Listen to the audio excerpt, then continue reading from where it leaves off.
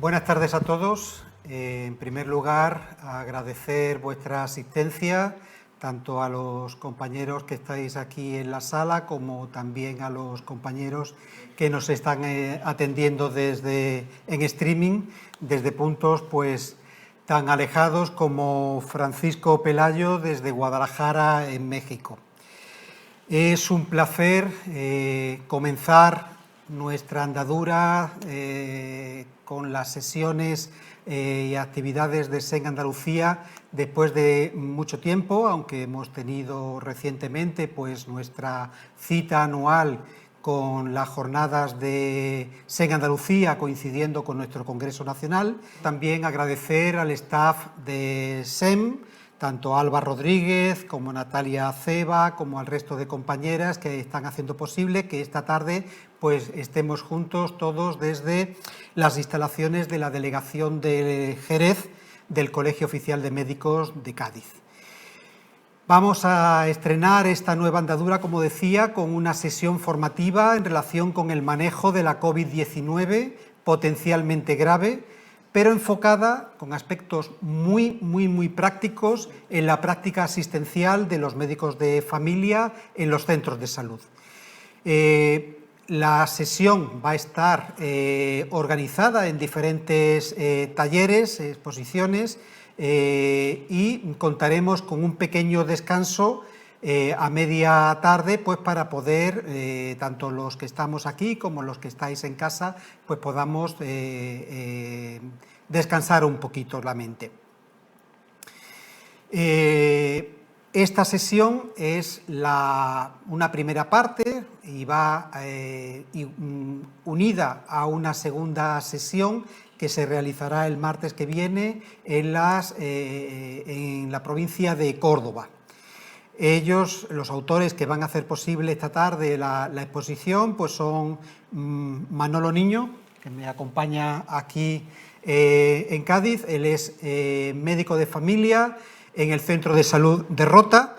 El martes de la semana que viene pues estará con nosotros Rafa Castro, médico de familia en el Centro de Salud Poniente de Córdoba, y yo mismo, que como ya me conocéis, pero para aquellos que no me conozcáis, soy Ginio Flores, presidente de la Sociedad Andaluza de Médicos Generales y de Familia, y trabajo en la unidad de residencias del Distrito Sanitario Málaga-Guadalhorce, en Málaga, propiamente dicho.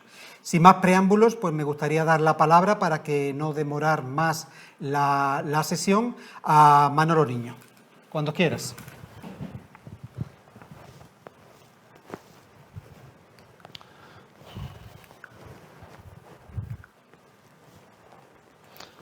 Bueno, esta presentación la hemos hecho entre dos compañeros, entre Rafa Castro y yo, y lo que vamos a hablar es sobre el manejo potencial del paciente con COVID-19 potencialmente grave en la práctica asistencial en atención primaria. Bueno, sabéis que la enfermedad por COVID es una enfermedad causada por un nuevo virus denominado síndrome respiratorio agudo severo coronavirus 2, el SARS-CoV-2, que fue identificado por primera vez a finales del 2019 en China. Y hoy actualmente sabemos que el 80% de los pacientes con COVID experimentan una enfermedad leve moderada y un 20% van a desarrollar una enfermedad grave. Y sabemos que la situación clínica y epidemiológica es diferente. Y es diferente porque es mucho menos compleja.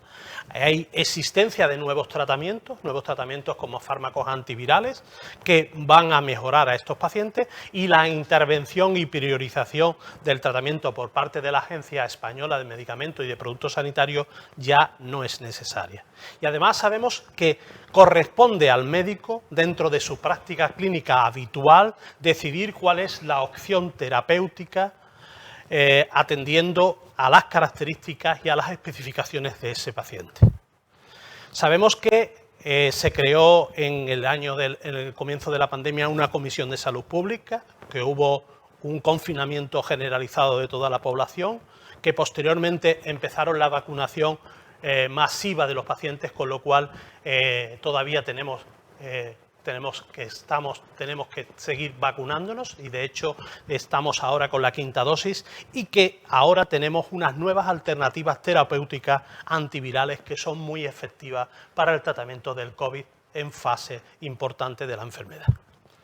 Y yo lo que vengo aquí a referiros son una serie de ideas prácticas para que podamos utilizarlo en la consulta de atención primaria en el día a día. Y partiendo de la Guía Terapéutica de COVID 2019 en Andalucía, sabemos que el conocimiento de la enfermedad y su tratamiento a día de hoy está en continua evolución. Y tenemos que saber cuál es el caso sospechoso. Es cualquier persona con un cuadro clínico de infección respiratoria aguda, de aparición súbita, de cualquier gravedad que cursa con fiebre, tos, disnea, entre otros. Y lo que nosotros tenemos que hacer como médicos de atención primaria es realizar una valoración clínica. Y esa valoración clínica consta de escuchar a nuestro paciente los síntomas que nos refiere, fundamentalmente si tiene fiebre, si tiene disnea, si tiene tos, si tiene odinofagia, anosmia, geusia, dolor muscular, diarrea, etc. Y también hay otros hallazgos que vamos a ver cuando lo exploremos al paciente, como son aquellas lesiones similares a los sabañones de inicio reciente, lo que se denominan dedos de pie de COVID, que aumentan la sospecha clínica de que el paciente esté teniendo un COVID. Y después, ¿qué es lo que hacemos? Pues exploramos a nuestro paciente si lo estamos viendo presencial y si lo estamos viendo por vía telefónica, si estamos escuchándolo por vía telefónica, le pedimos una serología. Y si ese test de antígeno, el resultado es positivo, pues ya tenemos diagnosticado ese diagnóstico de COVID. Pero si el resultado es negativo, pero el paciente presenta alguno de los síntomas compatibles con COVID o exposición reciente al SARS-CoV-2, pues si tiene síntomas, pues repetimos esa prueba de antígeno después de 48 horas o hacemos una prueba de amplificación de ácido nucleico, que es la que tiene mayor valor diagnóstico. Si el test es negativo, es poco probable que sea un COVID, y si el test sale positivo, estamos hablando de un diagnóstico de COVID.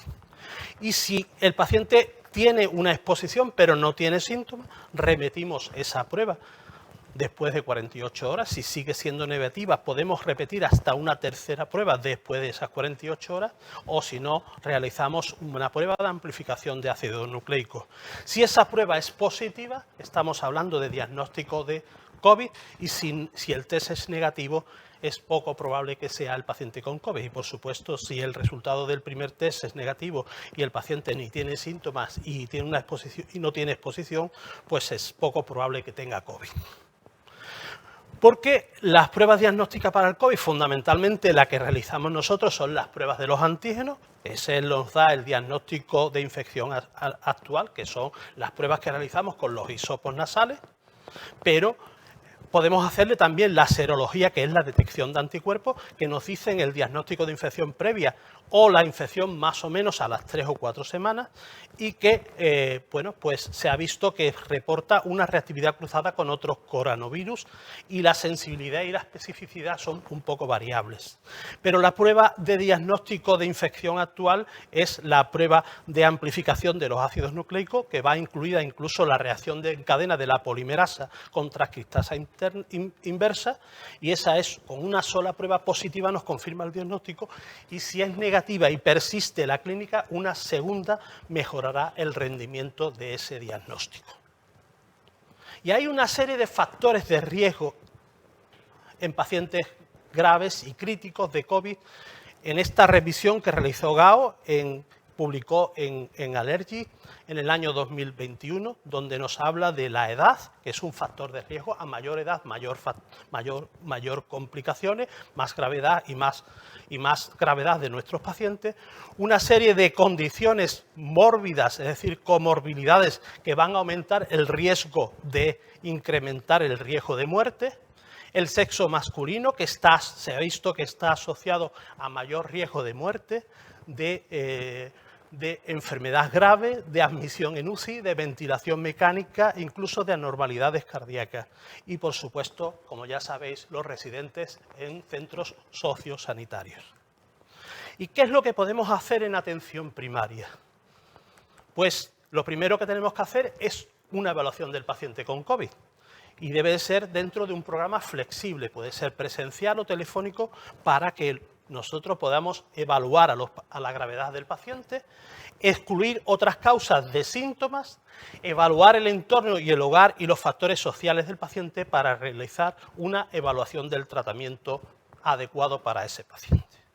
Y cuando evaluamos la gravedad, valoramos el momento de inicio de los síntomas, los factores de riesgo de hospitalización y muerte y la gravedad en general de la enfermedad. ¿Para qué? Para determinar cuáles son los candidatos adecuados para el tratamiento específico del COVID, para ver cuál es el entorno donde iniciar ese tratamiento o valorar la continuidad de la atención, es decir, podemos hacer una valoración telefónica primaria para determinar posteriormente la necesidad de una evaluación adicional posteriormente a nivel presencial.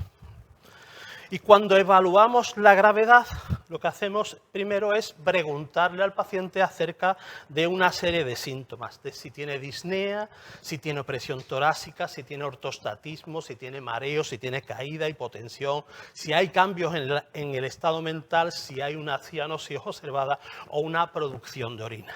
Porque cualquiera de estos síntomas es preocupante y justifica que tengamos que realizar una evaluación en persona, personalmente de ese paciente. Porque lo que tenemos que hacer, si evaluamos a esa persona presencialmente, tendremos que hacer una exploración física y valoración de las constantes vitales de ese paciente. Porque en atención primaria, posiblemente la radiología o las pruebas analíticas tengan poco valor. Porque la presentación clínica del paciente es la consideración más importante para nuestra valoración de nuestro paciente. Y en esta misma guía andaluza nos clasifica a los pacientes COVID agudos según su sintomatología. En leve, cuando son asintomáticos, que tienen síntomas del tracto respiratorio leve, tos, mialgia, astenia sin disnea o reducción de la saturación de oxígeno. En moderado, que podría ser moderado, entre leve y moderado, cuando son pacientes estables con una saturación mayor del 92% o mayor del 90% en pacientes con hasta 4 litros de oxígeno nasal, o pacientes que ya tienen un moderado grave con postración, astenia severa, fiebre mayor de 38, tos persistente, afectación pulmonar, o severa cuando ya hay alteraciones de las constantes vitales. El paciente está taquipneico con una saturación arterial baja, etcétera. Tenemos que evaluar el entorno donde vive el paciente, si está solo o no, y los factores sociales. Y evaluar otras posibles causas que estén produciendo, causas para hacer un diagnóstico diferencial de cualquier cuadro de infección respiratoria que se parezca al cuadro que tiene el paciente. Y hay que evaluar la elección del paciente para el tratamiento ambulatorio del paciente COVID, preguntándonos el momento de aparición de los síntomas y cuál es el tratamiento que vamos a realizar. Porque hay tres puntos importantes en la base del tratamiento. La mayoría no va a requerir tratamiento, es decir, va a ser un tratamiento sintomático. Pero cuando el tratamiento esté indicado, debemos de proporcionarle a nuestro paciente lo antes posible el tratamiento adecuado durante el curso de la enfermedad. Y este tratamiento se debe valorar dentro de la situación clínica del paciente y sus comorbilidades, más que hacen que este paciente sea más vulnerable. ¿Y cuándo planteamos este tratamiento? Cuando realicemos una evaluación del paciente con sospecha o confirmación de infección por COVID, cuando determinemos el riesgo tanto de progresión a enfermedad grave como de la severidad de la sintomatología, y se recomienda una terapia ambulatoria específica para el COVID-19 en aquellos pacientes sintomáticos que cumplan los siguientes preceptos: que tengan una edad avanzada, mayor de 65 años, independientemente del estado de vacunación, o mayor de 50 años no vacunados, adultos de cualquier edad con múltiples factores de riesgo de enfermedad grave, independientemente del estado de vacunación, y los pacientes con un estado inmunitario deficiente de moderado a grave, porque pueden presentar una respuesta subóptima a la vacunación. Y hay una serie de factores de riesgo establecidos, probables o posibles: la edad, el asma, el cáncer, enfermedad cerebrovascular, una enfermedad renal crónica, una enfermedad pulmonar crónica, etc. Y hay también otros factores de riesgo, pero la evidencia es mucho menos sostenible, como pacientes con déficit de alfa-1 displasia broncopulmonar, hepatitis B o C o hipertensión. Y hay afecciones que tenemos que tener en cuenta que son de inmunodepresión, de moderadas a graves, que pueden dar lugar a una respuesta subóptima a la vacuna del COVID y, por lo tanto, tendremos que valorar tratar a esos pacientes adecuadamente, como el tratamiento activo de tumores, como inmunodeficiencias primarias o adquiridas, como el tratamiento con agentes biológicos, con agentes alquilantes, corticoides a dosis alta, etcétera, y tendremos que valorar si ese paciente debe de ser subsidiario de tratamiento para un paciente que tenga COVID. Y hay una serie de criterios para valorar la administración de las nuevas alternativas terapéuticas antivirales frente a la infección por COVID. Y sabemos que la accesibilidad a los tratamientos disponibles se ha priorizado considerando aspectos como la gravedad o el riesgo de complicaciones, la respuesta a los tratamientos disponibles, el beneficio esperable. Y sabemos que hay dos tipos de tratamientos. Están los anticuerpos monoclonales y los antivirales. Y en los pacientes de alto riesgo o enfermedad leve moderada en el adulto, el tratamiento son, como hemos dicho, anticuerpos monoclonales o antivirales. Y la primera opción terapéutica por facilidad de uso y acceso es el Paxlovid. ¿Qué es el Paxlovid? Pues es el primer tratamiento oral para el COVID-19 autorizado por la Unión Europea con dos principios activos. Son dos fármacos que son inhibidores de la proteasa, el Nirmatrelvir y el Ritonavir, y son dos comprimidos diferentes que tenemos que darlos a la vez. ¿Y cómo funcionan? Pues el primero reduce la capacidad del SARS-CoV-2 para multiplicarse en el cuerpo, por lo tanto es una enzima imprescindible para evitar la replicación viral. Y el segundo lo que hace es prolongar la acción del Nirmatrelvir, con lo cual inhibe el metabolismo de ese fármaco mediado por el coenzima IPA, lo que permite a este fármaco permanecer más tiempo en el cuerpo con niveles adecuados. Bueno, pues es el fármaco preferido en el ámbito ambulatorio. Va a requerir una validación farmacéutica. La posología son 3 comprimidos, 2 de Nirmatrelvir, es decir, 300 miligramos, y un comprimido de Ritonavir, un comprimido de 100 miligramos cada 12 horas, 5 días. Y debe iniciarse este tratamiento dentro de los 5 primeros días de comienzo de la clínica. Precisa el ajuste de dosis en insuficiencia renal, está contraindicado en pacientes con filtrado glomerular menor de 30 y en insuficiencia hepática grave, fundamentalmente clase C de Child-Pugh, y es importante cuando vayamos a poner este tratamiento valorar contraindicaciones y interacciones farmacológicas. Y el respaldo para el uso de este fármaco proviene de varios ensayos clínicos aleatorizados en pacientes ambulatorios sintomáticos, los cuales mostraron que reducía de manera significativa el riesgo de hospitalización y de muerte. Y es verdad, como todos los fármacos, pues tiene sus reacciones adversas, fundamentalmente la disgeusia, la diarrea, la cefalea y los vómitos. Y tiene una serie de contraindicaciones farmacológicas con fármacos habituales: el ácido fusídico, la alfuzoxina, amiodarona, carbamazepina, clorazepato, diazepam, etc. Y hay que tener, por lo tanto, cuidado cuando pautemos este fármaco en pacientes que están tomando estos fármacos. Y también nos tienen que preocupar las variantes preocupantes de COVID.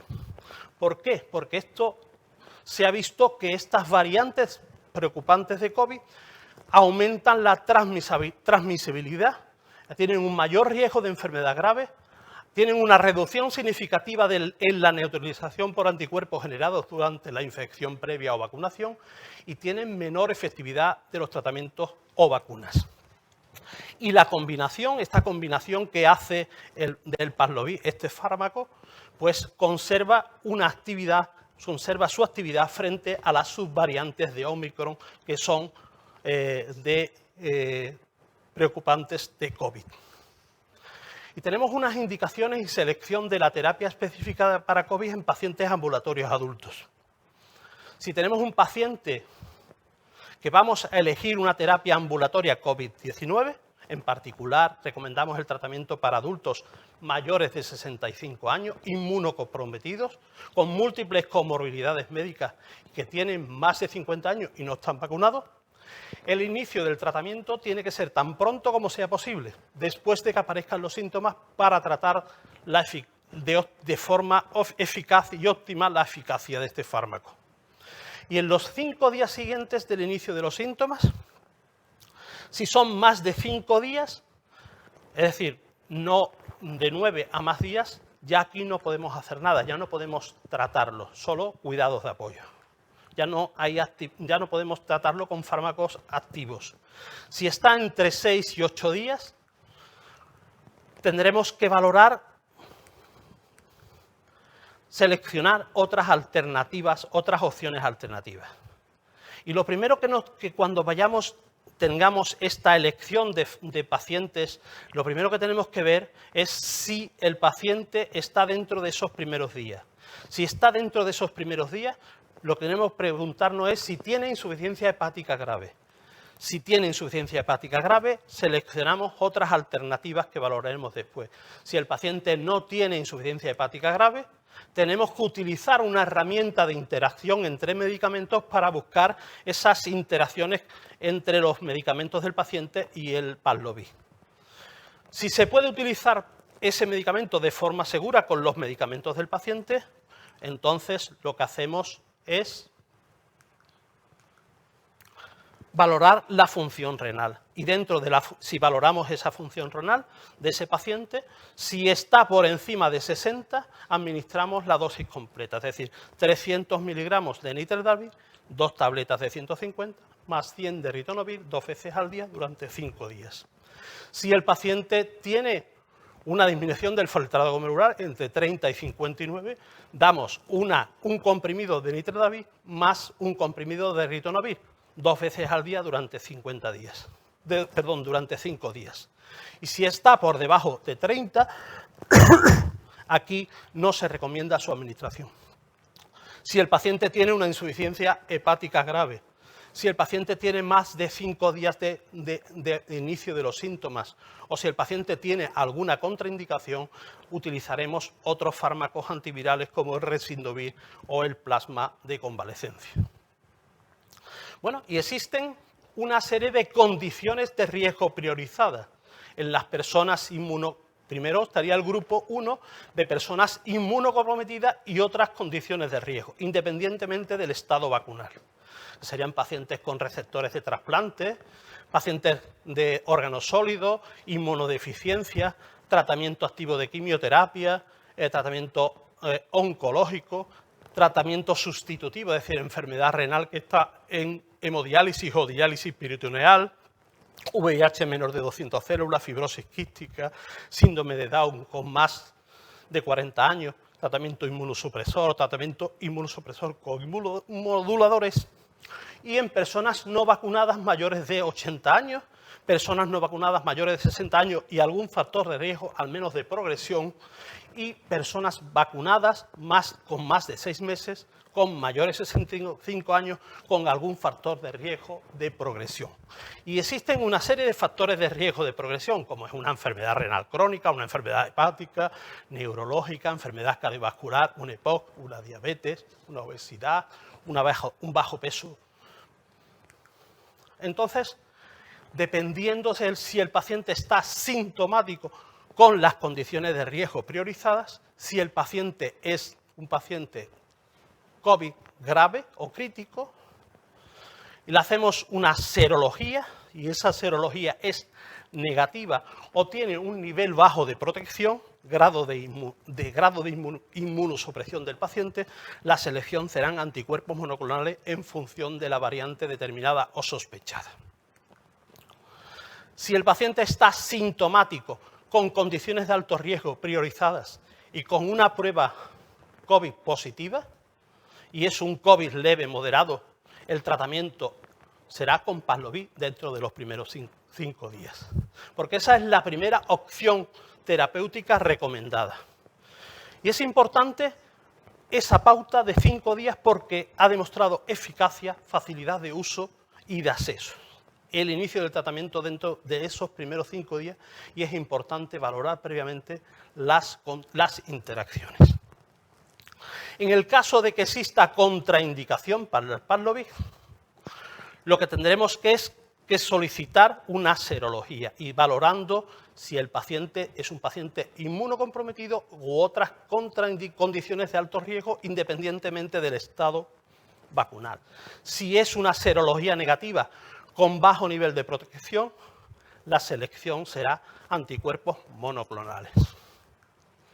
En el caso de que la serología sea positiva o serología no esté disponible en estas personas inmunocomprometidas u otras condiciones de riesgo, el tratamiento será con antivirales, fundamentalmente el Resindovir, que será una pauta intravenosa durante 3 días y con un inicio dentro de los 5 primeros días de evolución o pudiendo suministrar como alternativa otro antiviral como el Molnupiravir, una pauta de 5 días dentro de los 5 días primeros de evolución. Si tenemos un paciente que está en condiciones de alto riesgo, en los grupos 2, 3 y 4, es decir, personas no vacunadas mayor de 80 años o personas no vacunadas mayor de 65 años con algún factor de riesgo, al menos de progresión, o personas vacunadas mayor de 6 meses con mayores de 65 años y algún factor de riesgo de progresión, es decir, con factores de riesgo de enfermedad renal crónica, enfermedad hepática, enfermedad neurológica, el tratamiento será con antivirales. Y en los pacientes de alto riesgo y enfermedad leve moderada, menores de 12 años, el tratamiento será antivirales como el Resindovir. Y de momento, gracias. ¿Alguna pregunta? Vamos a comprobar que no haya ninguna cuestión también en el chat. Recordaros que podéis utilizar el chat para hacernos llegar alguna sugerencia, alguna consulta, alguna cuestión que consideréis adecuada, pues podéis hacerla a través del chat, como digo. Manolo, yo sí te quisiera hacer una pregunta. En tu opinión, ¿piensas que debemos tener miedo los médicos de familia a tratar el COVID-19 la COVID-19, perdón, en los centros de salud, en el ámbito extrahospitalario? Yo creo que no.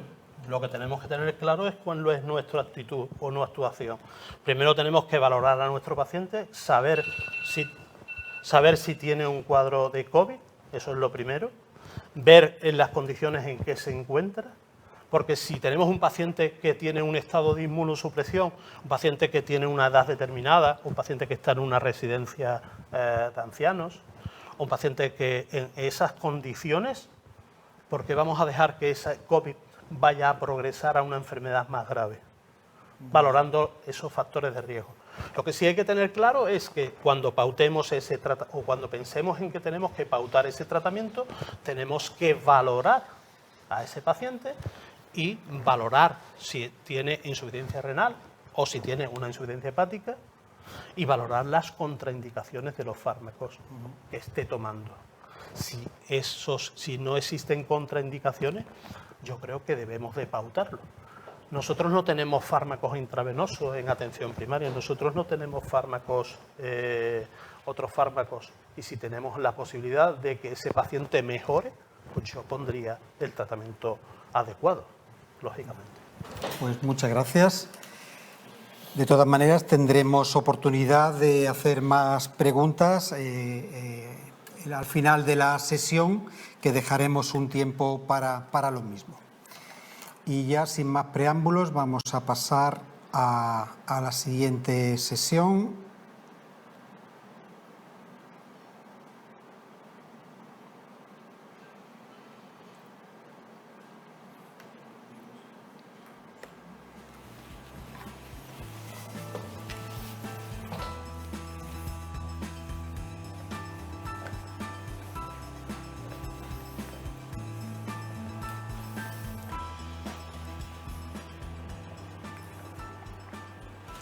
Bueno, a mí me gustaría analizar dos aspectos que creo que son bastante importantes en la práctica clínica habitual del médico de familia en el centro de salud. Y esas situaciones pues son, seguro que vosotros se os viene a la cabeza, y no es otra que las reinfecciones que ocurren con la COVID-19 y, por otro lado, la forma de COVID persistente. Son situaciones clínicas pues relativamente frecuentes en la práctica clínica, como digo, y merecen la pena que le dediquemos unos minutos en la sesión de esta tarde. Vamos a comenzar intentando discernir un poco lo que es el concepto de rebote por COVID-19 de lo que es una reinfección por COVID-19, ¿no? Quizás la reinfección sea más fácil de reconocer porque simplemente es alguien de nosotros, cualquiera de nosotros, cualquier ciudadano que ha pasado la infección, se recupera y pasado un tiempo vuelve a reinfectarse por la COVID-19. Eso es una reinfección.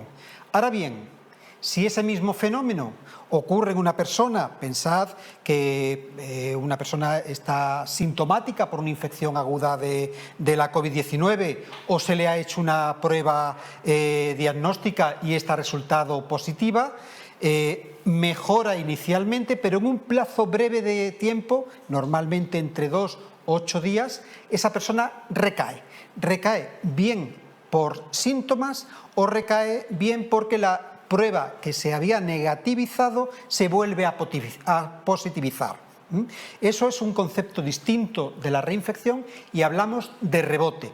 Rebote sintomático si es clínica, rebote viral en el caso de que haya sido la prueba inicialmente negativa y luego se ha vuelto a positivizar, como digo.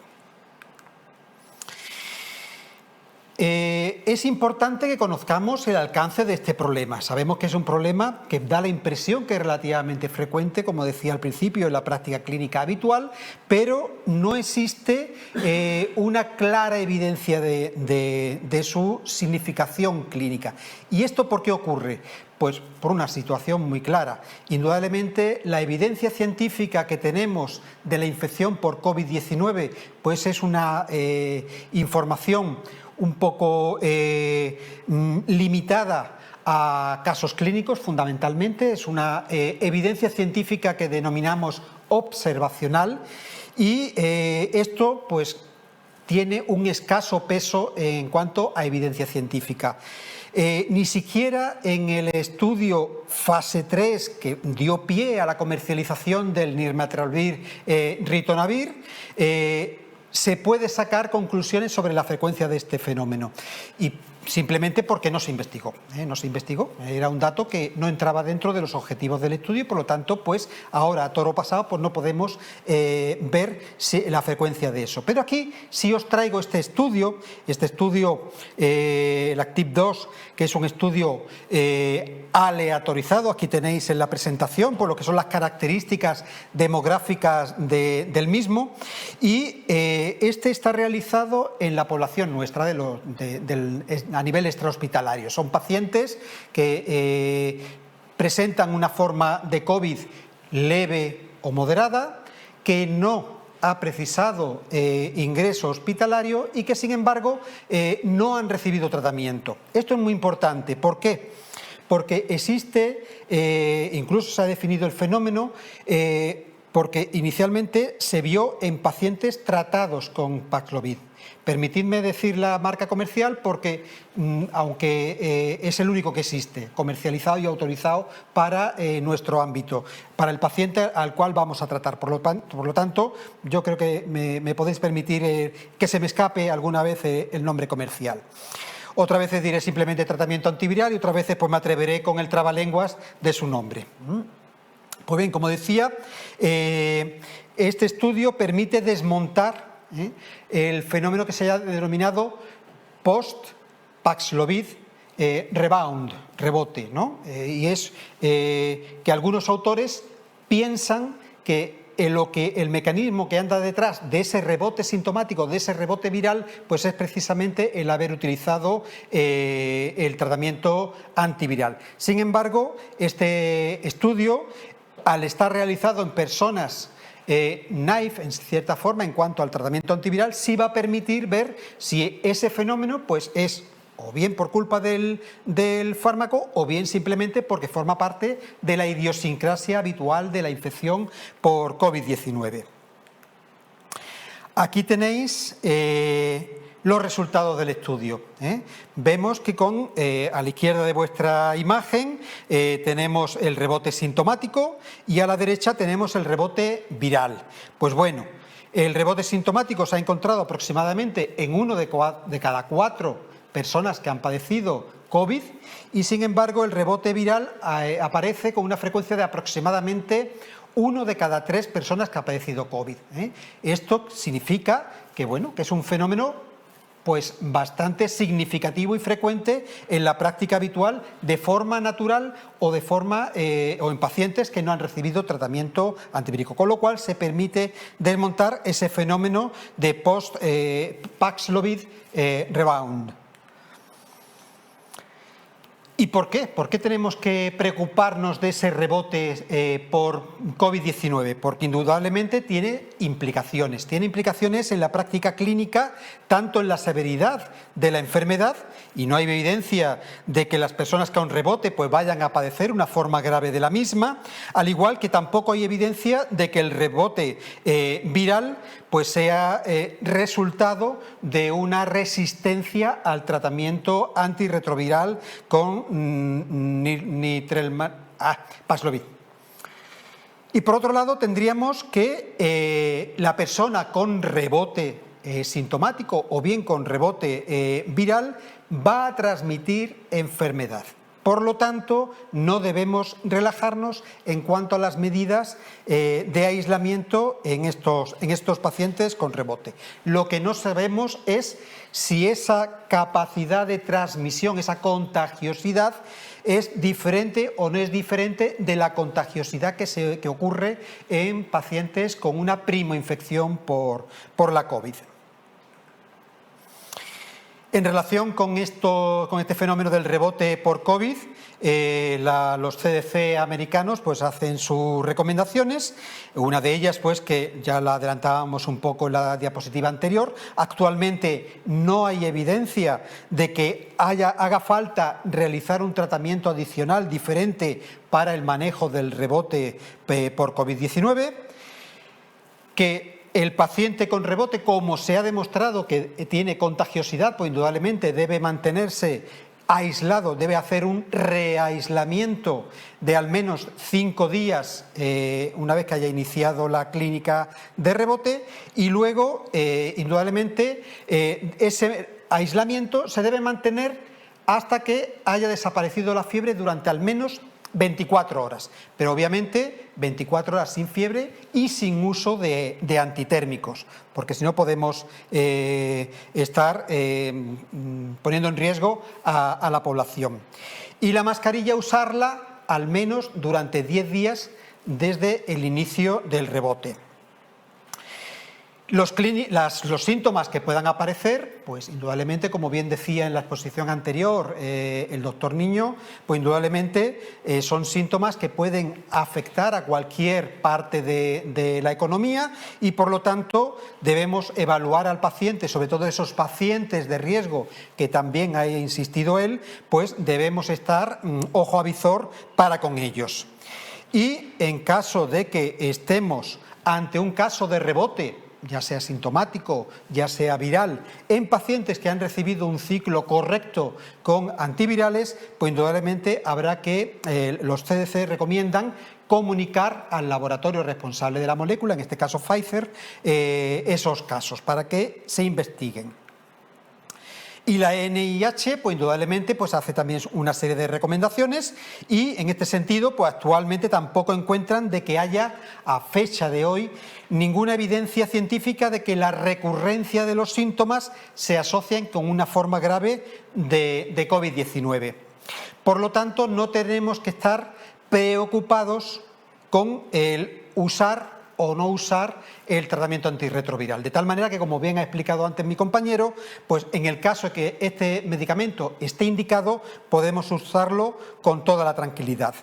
Y las autorizaciones de uso de emergencia por la Federación Americana, pues no autorizan ciclos extras de tratamiento antiviral, que duren más de 5 años, ni hay datos suficientes a fecha de hoy, vuelvo a repetir, para repetir un segundo ciclo.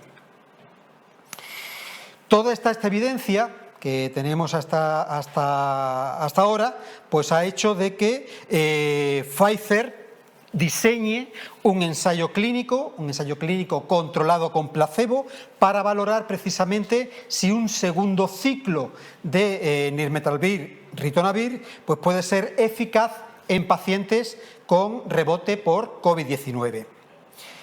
Pues lo veremos próximamente. Y las ideas con las que me gustaría que os vayáis a casa y pongáis en práctica a partir de mañana es que tanto el rebote, ya sea viral, ya sea un rebote sintomático, pueden ocurrir en ausencia de tratamiento e independientemente del estado vacunal de esos pacientes.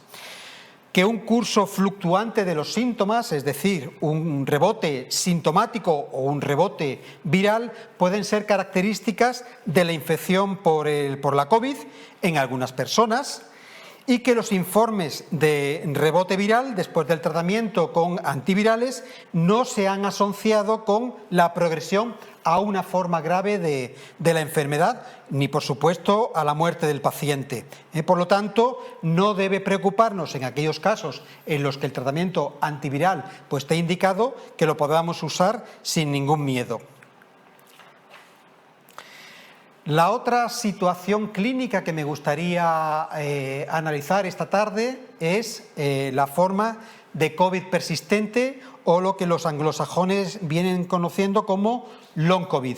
Ya sabéis que las denominaciones pues son múltiples y las definiciones también. Bueno, pues la que se propone en la guía clínica para la atención al paciente COVID persistente, de la que forma parte nuestra sociedad, pues lo define como un complejo sintomático multiorgánico que afecta a aquellos pacientes que han padecido una infección por COVID-19 y que permanecen con sintomatología tras la fase aguda.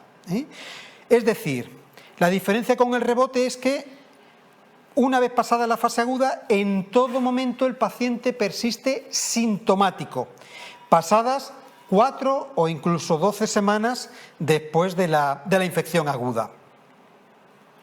Ya sabéis en la práctica que cuando se utilizan conceptos así, abordando tantos aspectos de cualquier enfermedad, pues eso es porque se trata de dar respuesta a muchos problemas. Y los conceptos relacionados con la definición anterior, pues aquí os los traigo resumidos. Persistencia de esa clínica por encima de 4 a 12 semanas. Debe haber un diagnóstico, en fase aguda debe haber un diagnóstico clínico o debe haber una prueba positiva al respecto. No existe ningún periodo de curación en cuanto a la fase aguda. Puede ocurrir en cualquier edad, puede ocurrir tanto en mujeres como en hombres, y esa clínica o esa etiología no puede ser achacada a una causa subyacente.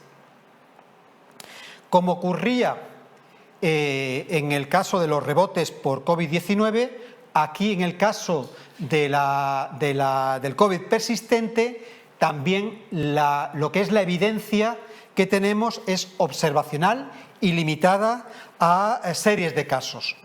Yo aquí he tratado de sintetizar en una tabla pues estudios que resumen aquellos casos en los que el paciente tiene una forma de COVID persistente y han usado tratamiento antiviral. En algunos casos hay 3 pacientes, en otros casos hay 6 pacientes, en otros casos hay 4, y en todos ellos, pues de alguna manera se ha utilizado el tratamiento antiviral fuera de ficha técnica, con unos resultados diferentes en unos y en otros. Aunque en la mayoría de ellas los resultados han sido positivos, pero todo eso está fuera de ficha técnica y, por lo tanto, al ser un uso no autorizado, no deberemos tratarlos más detenidamente. Pero sí me gustaría repasar este estudio. Es un estudio de cohortes. Es un estudio de cohortes en el cual los pacientes han sido sometidos a tratamiento con nirmatrelvir, ritonavir y los resultados pues son bastante halagüeños, en el sentido de que da la impresión, vuelvo a repetir, es un estudio de cohortes, no es un ensayo clínico, pero este estudio ya no es un reporte de casos, sino que ya es un estudio un poquito más con una metodología más potente que en el caso anterior, y en ellos pues el nirmatrelvir se asoció con un riesgo reducido de COVID persistente en pacientes independientemente del estado vacunal que presentasen. Y, por lo tanto, pues como digo, es un estudio que permite quizás no lanzar las campanas al vuelo, pero sí dar pie a lo que han hecho ya en Estados Unidos. Y es que en julio pasado, pues un comité de expertos se ha reunido con el Departamento de Salud de Estados Unidos para diseñar un ensayo clínico controlado para valorar la posibilidad de uso de antivirales en pacientes con COVID persistente. Y a modo de conclusión de esta parte, pues a mí me gustaría reforzar una idea que ya nos ha presentado Manolo, y es qué pacientes tienen riesgo de evolucionar a una forma grave de enfermedad y, por lo tanto, debemos estar más pendientes de esos pacientes. El principal factor, por encima de todos ellos, es la edad. Un paciente con 50 o más años es un paciente en el cual tiene posibilidades que en la semana siguiente desarrolle una forma grave de COVID persistente. Al igual que las personas pues, con una carga sintomática, con una carga morbosa suficiente, ¿no? De tal manera que cuanto mayor sea, pues indudablemente mayor será el riesgo. Los varones, en este caso, también somos un grupo de riesgo, porque aquí los andrógenos nos juegan una mala pasada, tanto con la severidad como con la progresión a esa forma grave de enfermedad. Y finalmente, los residentes de centros sociosanitarios pues también son personas en las cuales el riesgo de evolucionar a forma grave pues está muy a la orden del día. ¿Por qué? Obviamente, pues porque van a ser, normalmente son personas con una determinada edad, con mucha edad, son personas que normalmente están sometidos a polifarmacia porque tienen mucha carga de morbilidad, pero no solamente eso, sino por las propias características de los centros sociosanitarios.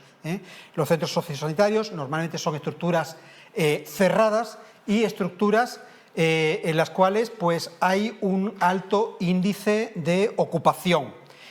Ya no es, no porque no lo permitirían, o indudablemente los inspectores sanitarios no permitirían los hacinamientos, pero indudablemente son centros que tienen un alto número de residentes. Y ya para concluir mi presentación, sí me gustaría hacer un repaso, presentaros lo que es la Red Española de Investigación para el COVID persistente. Como sabéis, es una red constituida por muchas organizaciones científicas sin ánimo de lucro, que tratan de dar respuesta de la mejor manera posible a un grupo de personas que padecen pues, más de 200 síntomas diferentes por culpa de esa forma persistente de COVID, y que no solamente le afecta desde el punto de vista sanitario, sino también afecta desde el punto de vista de que en muchos casos son incapacitantes esos síntomas que presentan. Por supuesto, como no puede ser de otra manera, y trato de exponer ahí en la imagen, el colectivo de pacientes pues está en el centro de toda esa red. Fruto de ese trabajo de REICOP, pues surgió la guía clínica, ya hemos hecho mención a ella en cuanto al concepto de COVID persistente, y pronto va a ver la luz una segunda edición de esta guía clínica. Y también existe una app informática totalmente gratuita, en la cual pues, los profesionales pueden ir cargando información con la cual los pacientes pueden gestionar, incluso en forma de informe clínico, toda aquella información que ellos estimen que es pertinente para con ellos. Porque, como os decía, indudablemente el paciente es el propietario de la información y, por lo tanto, el que es capaz de gestionar su contenido. Los datos, como puede ser de otra manera, pues están pseudonimizados y hay posibilidad de uso solamente puntual, y también permite la app una posibilidad de seguimiento en el tiempo, ¿no? Igualmente, pues tiene acceso también para profesionales en cuanto a uso de escalas, incluso a uso de medidas de cálculo. Una pata que tiene REICOP pues es la formación. Éramos testigos en nuestro último congreso en Granada a mediados de junio, pues cómo se usó nuestro congreso, nuestra principal cita anual de nuestra sociedad, como escenario de encuentro de muchos profesionales que forman parte de la red, con pacientes y con asociaciones de pacientes. Pero no solamente se queda ahí la cosa, también el pasado verano pues hubo cursos en el cual pues bueno, sirvió de escaparate de la mejor evidencia disponible hasta este momento sobre el manejo del COVID persistente, con la única intención de dar, como digo, una respuesta adecuada al manejo de los pacientes. Y hay además una actividad formativa en la cual pues, participa la universidad, y es en forma de diploma de experto en COVID persistente, que está acreditado con 20 créditos ECTS. Toda esta información que estoy dando de REICOP está a vuestra disposición en la página web de la red, y donde también tenéis información puntual de todas las actividades formativas que se llevan a cabo en relación con este colectivo de pacientes. Y la otra pata en la cual descansa REICOP pues es la investigación, como no puede ser de otra manera. Esa investigación, existen actualmente varias vías de investigación abiertas con diferentes organismos en diferentes momentos, y, como decía, pues están a vuestra disposición en la página web de la red. Y todo esto pues no tendría sentido si luego no se destina ese pool de conocimiento a los verdaderos actores de la atención a los pacientes con COVID-19. No porque estemos ahí Manolo y yo, sino porque los compañeros de primaria pues son los verdaderos artífices, como digo, de la atención adecuada a los pacientes con COVID persistente. Fruto de esos cursos de verano que os comentaba previamente, pues se hizo la declaración del Escorial, y indudablemente también, para que os hagáis una idea, el alcance que está teniendo la red, pues ya existen programadas para el próximo mes, para el próximo puente de diciembre, unas jornadas internacionales en Madrid a celebrarse, como digo, pues próximamente.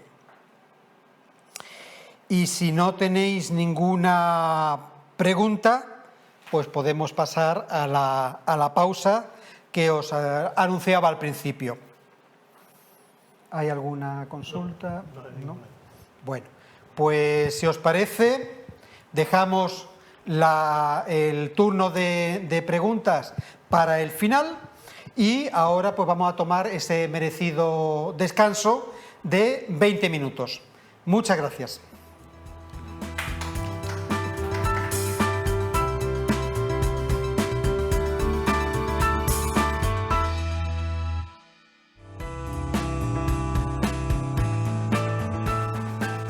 Bueno, pues continuando con la sesión, vamos a hablar acerca de del circuito de visado. Como veis, para la prescripción de este fármaco tenemos que tener una serie de criterios de visado. La receta, o sea, nosotros en Diraya hacemos la prescripción de 3 comprimidos cada 12 horas durante 5 días.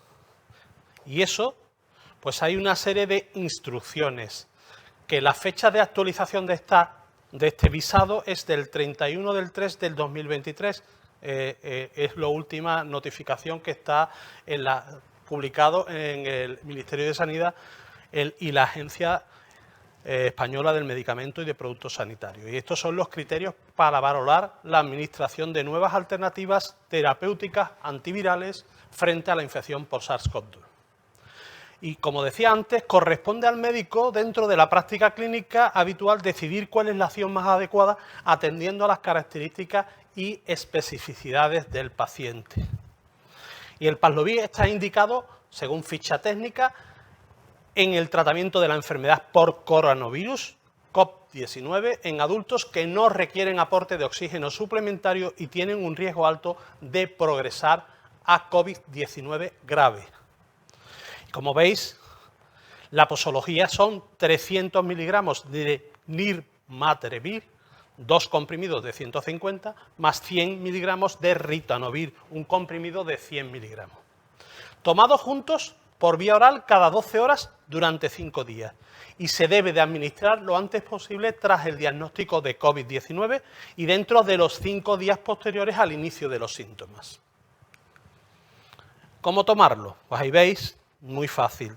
2 comprimidos de 150 con 100 miligramos de ritonavir, un comprimido, todos juntos por vía oral, cada 12 horas. 3 comprimidos por la mañana, 3 por la noche, 5 días. Si existe insuficiencia renal grave o insuficiencia hepática grave, no debemos de administrarlo. Si existe insuficiencia renal moderada, es decir, con un filtrado glomerular entre 30 y 60, se da un comprimido de nirmatrelvir más uno de 100 miligramos de ritonavir cada 12 horas, 5 días. Es decir, un comprimido de cada 12 horas, 5 días. Y hay una serie de poblaciones especiales que hay unas advertencias y precauciones especiales de empleo. En la población pediátrica no hay datos disponibles de seguridad y eficacia en pacientes menores de 18 años de edad. En el embarazo no se recomienda durante el embarazo y en mujeres en edad fértil que no utilicen métodos anticonceptivos a menos que su situación clínica requiere. Y con la lactancia podemos interrumpir la lactancia durante el tratamiento y como medida de precaución hasta 7 días después de finalizar el tratamiento. Como he dicho antes, no se debe utilizar en pacientes con enfermedad renal grave que tengan un filtrado glomerular menor de 30, que estén en hemodiálisis o en diálisis peritoneal. Y en pacientes con insuficiencia renal moderada que tengan un filtrado glomerular entre 30 y 60 se reduce un comprimido de nirmatrelvir más uno de ritonavir cada 12 horas. Y no se debe de utilizar en pacientes con insuficiencia hepática grave. El tratamiento concomitante con un régimen que contenga ritonavir o COVID-Cystac no es necesario ajustar la dosis. Hay una serie de contraindicaciones, son medicamentos cuyo aclaramiento dependen en gran medida del citocromo CYP3A, cuyas concentraciones elevadas se asocian con reacciones graves o potencialmente mortales. Y hay medicamentos que son inductores potentes de ese citocromo, en las que se reducen significativamente la concentración de Paxlovid, con lo cual se asocia a una pérdida de las respuestas virológicas y una posible resistencia. Y no se puede comenzar el tratamiento inmediatamente después de la interrupción de cualquier tratamiento de los siguientes medicamentos que os pondré en la lista. Estos son los medicamentos que están contraindicados: ácido fusídico, amidarona, carbamazepina, clorazepato, etcétera. O estos fármacos también, que son contraindicados. Pueden ser antagonistas del receptor adrenérgico alfa-1, analgésicos, antianginosos, antineoplásicos, antiarrítmicos, antibióticos, etcétera. Una larga lista. Son medicamentos que utilizamos comúnmente en la práctica diaria.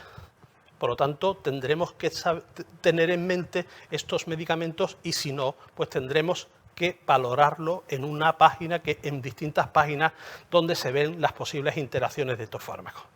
Como os decía antes, los efectos adversos son, según el ensayo clínico, una disgeusia, diarrea, cefalea y vómito. Y hay que tener mucho cuidado con las interacciones porque el ritonavir fundamentalmente es un potente inhibidor de ese citocromo, el citocromo CYP3A, que puede aumentar las concentraciones de algunos medicamentos. Y algunos de los medicamentos que inducen ese citocromo pueden reducir el efecto terapéutico del Paxlovid. Por lo tanto, tenemos que revisar detenidamente medicaciones concomitantes al paciente, incluidos medicamentos de venta libre, incluidos suplementos a base de hierbas, etcétera. Y estos son las interacciones fundamentales de medicamentos que tenemos que tener cuidado cuando tomamos este fármaco. Pero esto es imposible sabérselo, imposible aprendérselo. Por lo tanto, tenemos herramientas útiles de consulta de interacciones.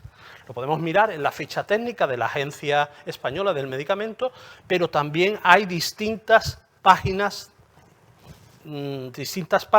o app que nos dan esa valoración de esas interacciones. Tenéis una página de la Sociedad Española de Quimioterapia, que la tenéis ahí y que podéis utilizarla para valorar las interacciones cuando vayáis a pautar este fármaco. Y también tenéis otra página de la Universidad de Liverpool, donde también viene información sobre las interacciones de este fármaco. ¿Qué tenemos que hacer? Pues tenemos que hacer el visado de inspección de medicamento, que es el procedimiento por el cual la Inspección de Servicios Sanitarios autoriza la prescripción de medicamentos y productos farmacéuticos que requieren un control especial. Y hay un circuito con el objetivo de evitar que se demore el visado y facilitar a los servicios de farmacia de atención primaria o atención hospitalaria el visado de este medicamento. Se aconseja que los prescriptores añadan en el apartado de indicaciones, en el informe de visado de receta electrónica, el número de teléfono de contacto, por si los farmacéuticos de estos servicios les sugiera alguna duda y que pudieran consultarnos. Como veis, se receta por medio de Diraya 3 comprimidos cada 12 horas, 5 días. Y nos van a pedir un visado. ¿Qué ocurre? Pues que de lunes a viernes los servicios de atención de farmacia de atención primaria son los que nos visarán a los médicos de atención primaria ese visado. Y los médicos que prescriban a nivel hospitalario, pues serán los servicios de farmacia hospitalaria, de lunes a viernes. Pero, ¿qué ocurre con los sábados y domingos? Pues que no tenemos farmacéuticos en atención primaria, porque ellos no hacen guardia. Entonces, serán los farmacéuticos de hospital los que, a nivel de Andalucía, los que establezcan ese circuito, donde se encargarán del visado de las prescripciones que se realicen en todas las provincias, con independencia del ámbito donde se receten, tanto como sea en atención primaria como hospitalaria. Y aquí tenéis los hospitales de referencia a nivel de Andalucía, provinciales. Pues en Almería estará Torre Cárdenas, en Cádiz Puerta del Mar, en Córdoba Reina Sofía, en Granada Virgen de las Nieves, en Huelva Juan Ramón Jiménez, en Jaén, el Hospital de Jaén, en Málaga, el Hospital Regional de Málaga y en Sevilla, Virgen del Rocío. Y con esto he terminado. Si queréis preguntarnos algunas preguntas. Bueno, yo te quería extender una cuestión, más que cuestión es una sugerencia de un compañero a través del chat y que ya lo has comentado tú también, ¿no? Que es que no debemos olvidar los medicamentos sin receta o aquellos productos de herboristería que cualquier persona pues, puede retirar de este tipo de establecimientos y que pueden indudablemente tener alguna interacción seria, ¿no? Y para aquellos compañeros que nos están viendo desde fuera de Andalucía, comentar que Diraya es el sistema de información que utilizamos en el servicio o en el sistema de salud público aquí en Andalucía, ¿no? Y a través del cual pues realizamos la prescripción que luego en las unidades de farmacia pues nos van a avisar. En este caso, indudablemente, el visado tiene un carácter no economicista, como en algunos casos pues, puede aparentar, sino es más por un perfil de seguridad del medicamento por las frecuentes interacciones, ¿no? Como bien nos ha comentado el doctor Niño, en relación con la inhibición o la potenciación del citocromo hepático. Yo pienso que los compañeros farmacéuticos lo que harán es, cuando nosotros prescribamos este medicamento, pues lo que harán, valorarán los fármacos que tiene prescrito el paciente por si hay algún tema de interacción,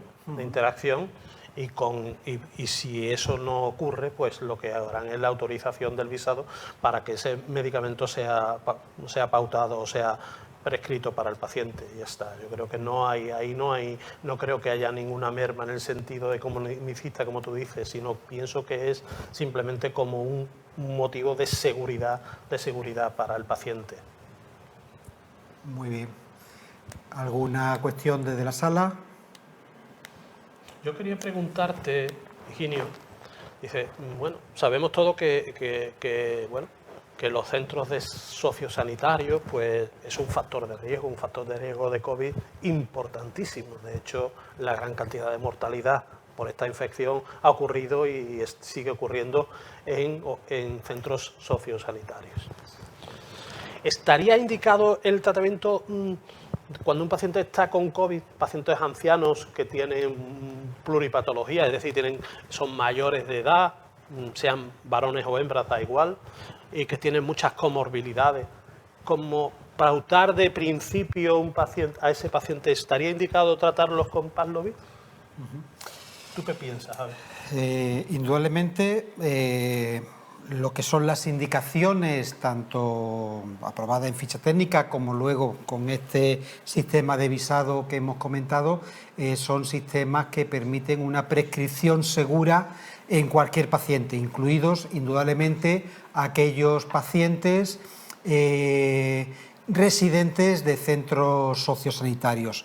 Es más, todo lo que es la evidencia que hay publicada parece que va en el sentido de que indudablemente el fármaco, en este caso un antiviral, pues hace honor a su nombre y lo que hace es disminuir la carga vírica de los pacientes si se usa de forma adecuada en esos 5 primeros días. Esto tiene una ventaja en los centros sociosanitarios de primer orden y no es otro que disminuir la contagiosidad entre pacientes, sobre todo en lugares pues, bueno, que por su estructura arquitectónica son lugares cerrados y, como decía durante la exposición, pues lugares donde se suele haber una tasa elevada de ocupación por parte de personas, ¿no?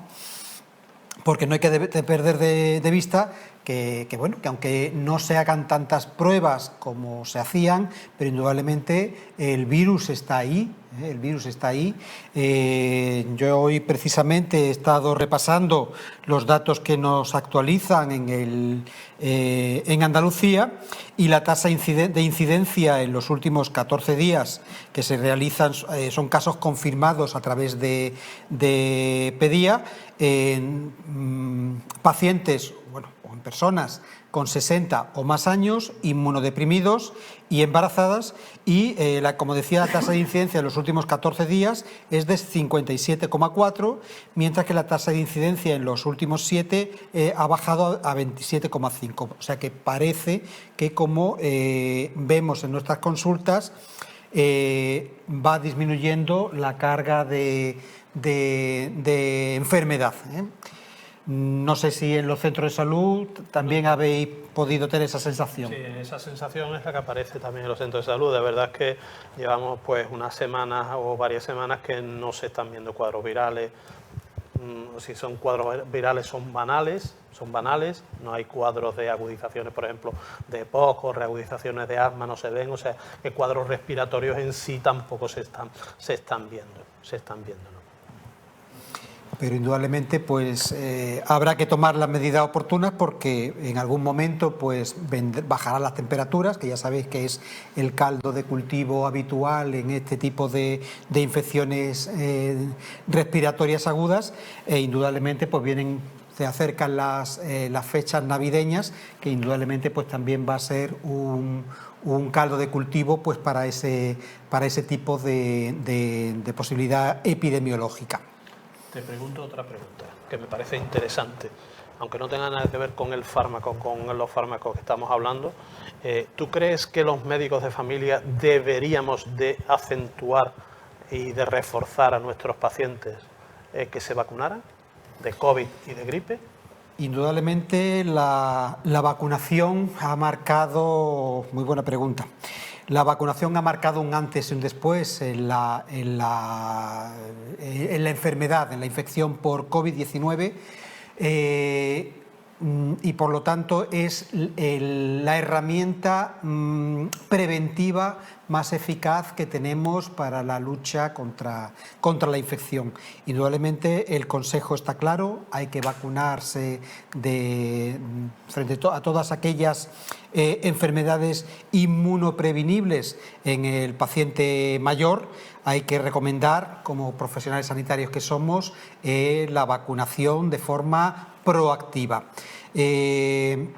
Ayer, en un foro precisamente en relación con la vacunación, las sociedades científicas que allí nos vimos reunidos incidíamos precisamente en este aspecto, ¿no? La importancia de en aquellas pacientes mayores que, como bien decíamos, pues son pacientes que fácilmente pueden presentar una forma grave de enfermedad. Hay de forma proactiva que revisar su estado vacunal, igual que hacen los pediatras con sus niños, pues nosotros hacer con los pacientes mayores, ¿no? Y de forma proactiva ver cuál es el estado vacunal de los pacientes y recomendarles activamente que se vacunen.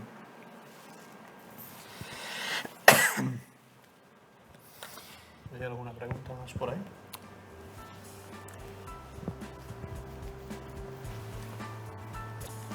Bueno, el compañero Rafa Castro desde Córdoba nos felicita, con lo cual pues le recordamos que la semana que viene le tocará a él. A él sufrir.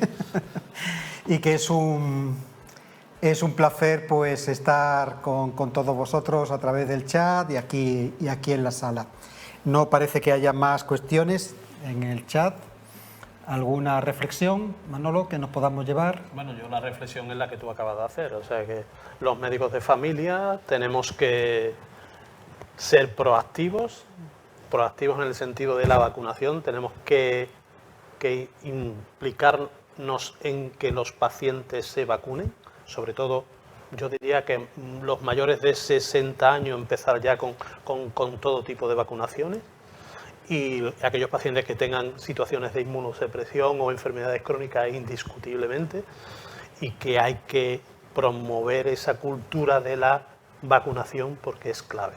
Y después tenemos que ser proactivos en el sentido de que si tenemos un paciente que está con COVID y que tiene distintos tipos de comorbilidades, que no esté vacunado o que esté vacunado y el paciente está con COVID, no debemos de dejar pasar que ese paciente pase de leve a grave o de grave a severo, sino que tenemos que actuar con las herramientas disponibles para tratar a ese paciente, para tratar de mejorarlo, porque en ello va su situación tanto de vida como su long COVID o COVID persistente.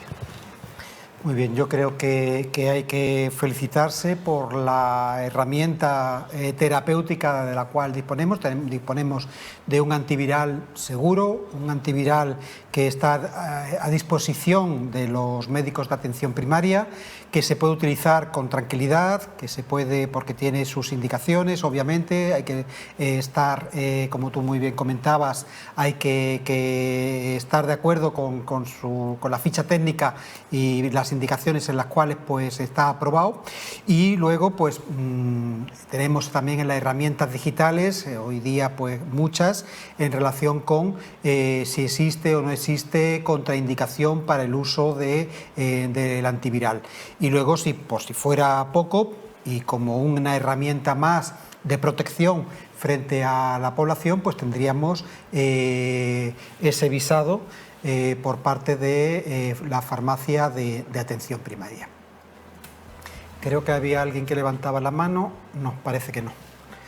Pues si no hay ninguna cuestión más, agradecer nuevamente pues la asistencia, tanto presencial como de forma telemática, a todas aquellas personas, incluido pues el personal técnico que ha hecho posible pues la grabación de esta sesión, y emplazaros pues a las próximas actividades que a buen seguro se van a ir produciendo en las próximas semanas por parte de la Sociedad Andaluza de Médicos Generales y de Familia.